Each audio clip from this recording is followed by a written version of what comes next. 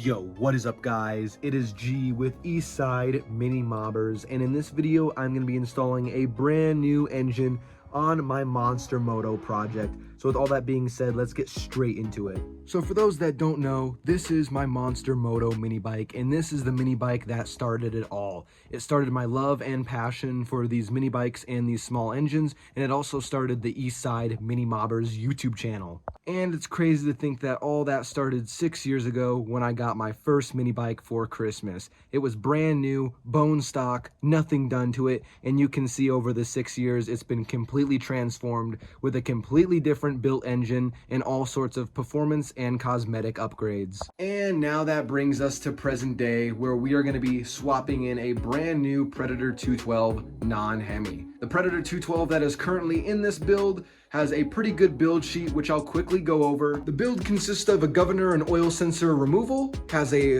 ARC billet rod with flat top piston, has a 10 thousandths metal head gasket for more compression, has a hot 265 racing cam, along with an ARC billet flywheel and a Tons racing hot coil with spark plug. Build is also equipped with a 14cc high compression head that has been ported and polished.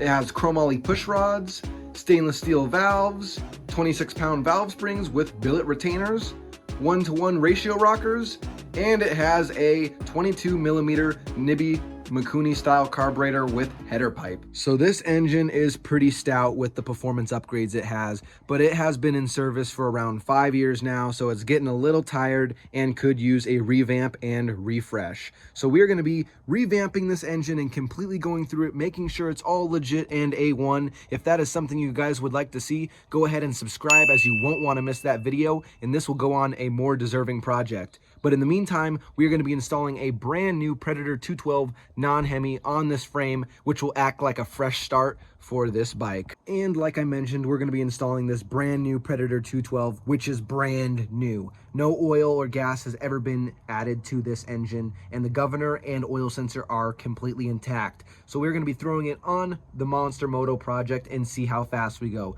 We're going to be keeping the same gear ratio we currently have and the same tire size we currently have. And I know for a fact that this bike does 64 miles an hour with this engine on it, so we're going to see and do a little comparison on what it can do with a stock motor. So with all that being said, we're going to start by working on the drive components, like removing the chain guard, the chain, the clutch, and then we'll go over to the engine components and remove our throttle cable, our oil catch can line, and our kill switch hookup. So with all that being said, let's just jump straight into it. Alrighty, I'm going to start by removing our chain guard.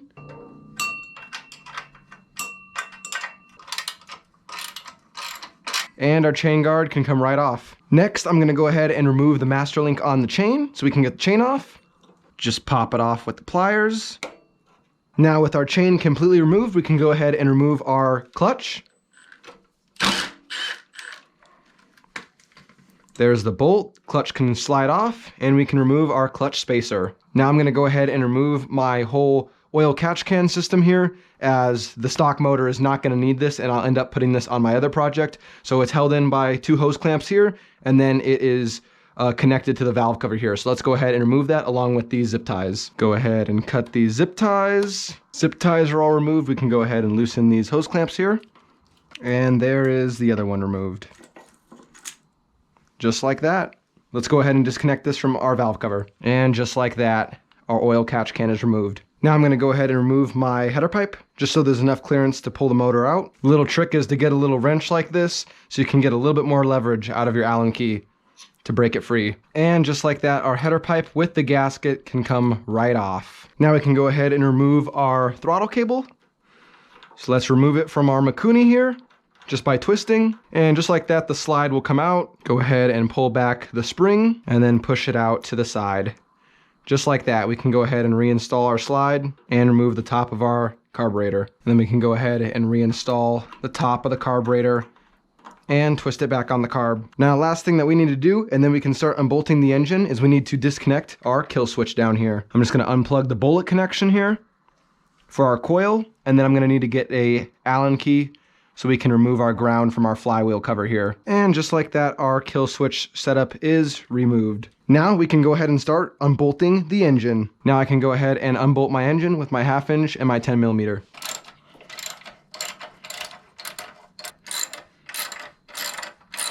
Now with all the bolts being removed, we can go ahead and pull our engine.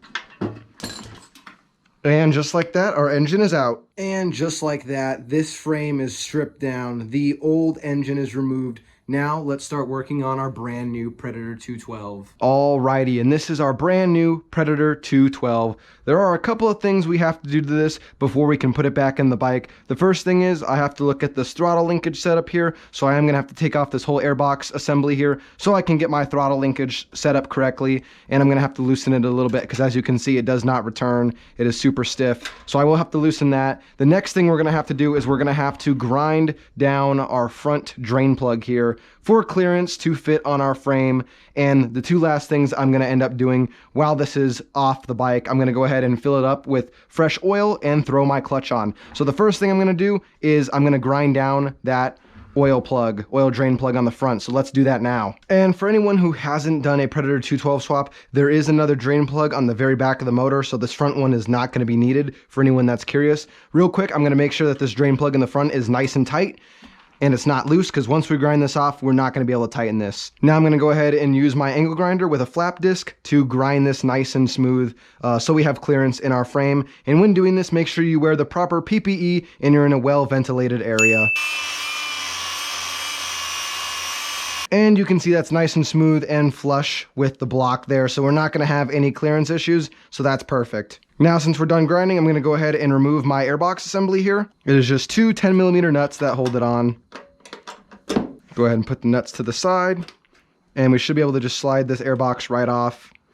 There is going to be a hose at the back that's connecting to the valve cover. We'll go ahead and slide that hose off, and our airbox can slide off, just like that.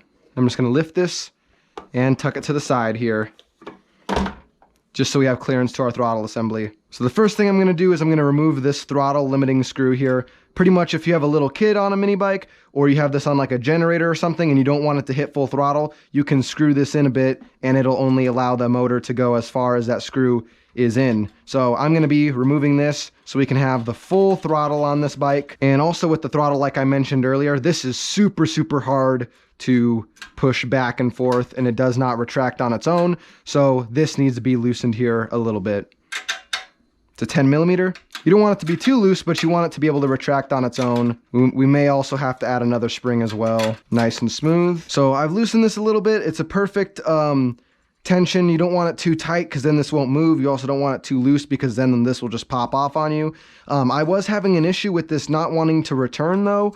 And you obviously don't want that because your throttle will get stuck wide open. So I put a spring on one of the last holes here, and it's really convenient in this stock header here that there's slots here, because this is perfect to put a spring on there just like that. So you can see it's a very nice, tight, firm tension, which is exactly what I want. But you can see it snaps back real nice and quick and hard. So that's perfect. You don't want this to be all loose because then this will get stuck open on you. So you may or may not have to add a spring here. That's why I don't really like this setup anyways, and I always just put a Mikuni on it. But for the sake of this video, I'm going to be running this completely stock. So that is perfect now. So you guys can see I added that spring on there on the very last one and ran it onto the stock muffler. That way we get a nice, stiff and tight throttle, and it fully returns. Make sure it returns all the way to that little screw adjuster there. That's your idle screw. You want to make sure it returns all the way there. If you're messing with this and, for example, it's getting stuck here and it's not returning all the way, make sure that returns all the way. Otherwise, your throttle will be stuck open. So now with this whole throttle setup ready to go, I'm going to go ahead and just leave this all off. I'll need to leave this off so I have access on the bike to hook up our throttle cable here. So now I'm going to go ahead and flip this thing around, throw some oil in it, and throw our clutch on. Alrighty, I'm going to go ahead and fill this thing up with some fresh oil. It's never had oil in it, so I'm going to go ahead and use some of this break-in engine oil, high zinc formula. That's exactly what we want. Go ahead and pour in our oil. Perfect, and it's right there on the thread, so it's nice and full. Go ahead and put our dipstick back in. Now I'm going to go ahead and install my clutch. This clutch already has a keyway in it, so I'm not going to need this one that's already installed from the factory from Predator, so I can go ahead and pound this out. And just like that, our factory keyway is removed. Now I'm going to go ahead and install my clutch spacer on here. And I'm going to go ahead and grease up this shaft here with high temp grease, just so that this doesn't get seized onto the shaft here. Anti-seize works great as well. Just a very thin coat of grease This will prevent the clutch getting seized onto the shaft here. Now we can go ahead and slide on our clutch. Now we can take our bolt that holds on the clutch and tighten this up. And just like that, it's got the clutch, fresh oil, and I have to leave this off so I can hook up the throttle. So now it's ready to go back in the bike. And now we can go ahead and install our throttle cable. Go ahead and grab our Phillips head screwdriver and loosen this clamp here. Now we can take our throttle cable and run this through. Now I'm gonna go ahead and loosen my adjuster on my handlebars here. And I'm gonna go ahead and run this all the way down so we have the most slack in our cable here. Nice and tight. Now we can come back down here and tighten up our throttle cable. Now we can go ahead and tighten up the end where our throttle cable goes in. Just grab a wrench to hold it. Perfect, nice and tight. Now let's test out the throttle. Just wanna make sure it works real good. Test it, make sure it feels good, it doesn't get jammed up. So now with this being perfect, let's go ahead and throw on our air box and get this all buttoned up. Also make sure you get your hose for the overhead valves. Make sure that lines up on the air box as well and get that slid over. Now we can go ahead and reinstall the two 10mm nuts holding on the airbox and just snug these down. Don't over tighten this. And check the throttle one more time. Make sure it works and it's not getting binded up on the airbox or anything. Perfect, now the throttle's all set up. One last thing I'm gonna do, I'm gonna use the stock on and off kill switch on the motor here. So I'm gonna go ahead and remove the one that's on my bike here. And then it's just two Phillips heads on the very back of this kill switch to remove it. Now we can go ahead and finish bolting up this engine.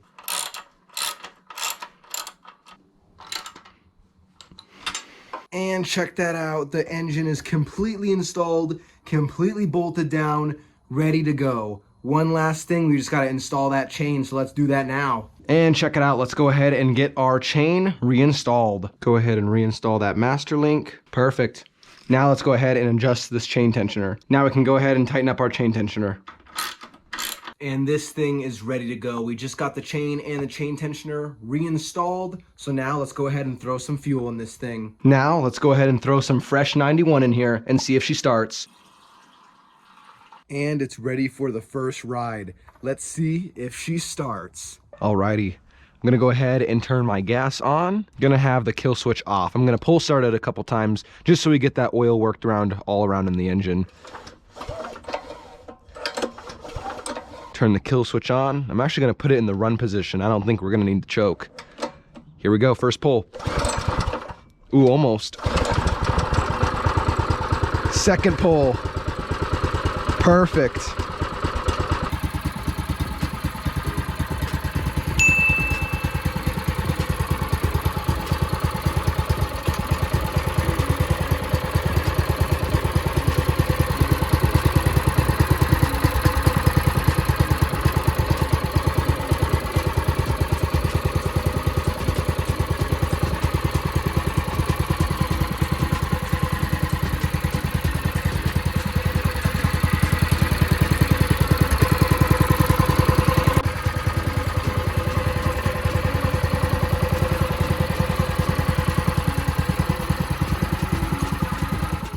And now we're gonna do a little test. We're gonna be doing two runs. One is a timed 0 to 30 mile per hour run to see how long it takes for us to get to 30 miles per hour from a standstill stop. We are also gonna be doing a top speed run to see how fast this Predator 212 goes. Like I already mentioned, I have not messed with the gear ratio or anything like that. It is exactly the same. So we are gonna see how fast this stock Predator 212 goes. For reference, my built 212 that was on here approximately did 64 miles per hour. So let's see what we can do.